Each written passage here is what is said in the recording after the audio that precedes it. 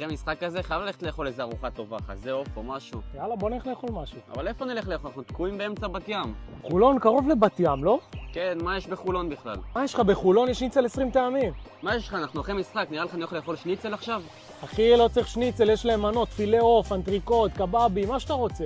וואו, בא לי טוב עכשיו איזה בגט אנטריקוט טוב בצהריים. יאללה, בוא, זה 5 דקות נסיעה מבת ים. יאללה, נו, אני גובה מרעב, תזמין משהו, סומך עליך. יאללה, תעשי לנו פילה עוף ואנטריקוט, נראה לי פגל.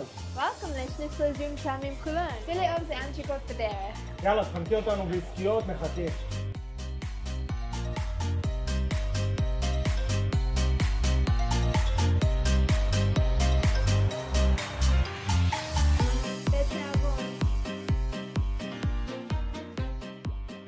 איזה עסקית, הייתי בטוח הם מתמחים רק בשניצלים. אמרתי לך, נו, שניצל 20 טעמים חולון. באים לפה אחרי כל משחק.